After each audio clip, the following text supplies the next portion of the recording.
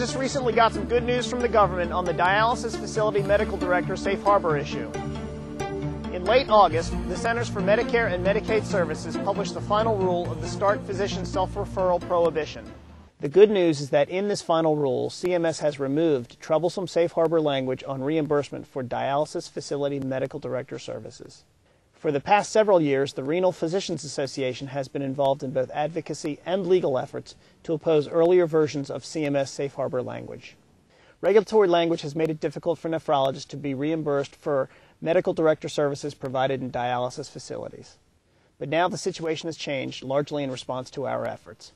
Let me briefly recap RPA's work on this important safe harbor issue. In 2004, the START regulation established safe harbor rules to determine dialysis medical director reimbursement. These rules greatly devalued services provided by nephrologists.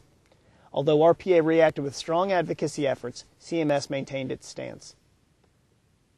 RPA subsequently challenged the legality of the proposed safe harbors in court.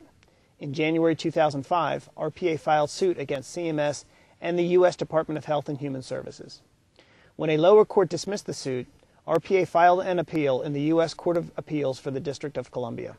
This past June, the three-judge U.S. Court of Appeals panel affirmed the lower court decision, ruling against RPA on procedural grounds.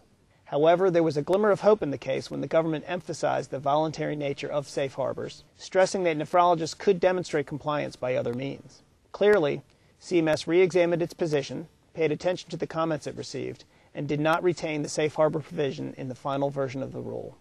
We are pleased that CMS took into consideration the position of RPA when it issued its final rule on the safe harbor of the START regulations. And we are grateful for the support of the AMA, the ACP, and other medical organizations in our efforts to bring this unfair provision to the attention of our government. We expect that this change in the CMS rule will take effect before the end of 2007, possibly in late November or early December. The ultimate positive result of this change will profoundly benefit nephrologists who serve as dialysis facility medical directors. Thanks to all our members who made contributions to offset the costs associated with the safe harbor lawsuit. We are pleased that the patience and dedication of our members has brought us to this successful conclusion.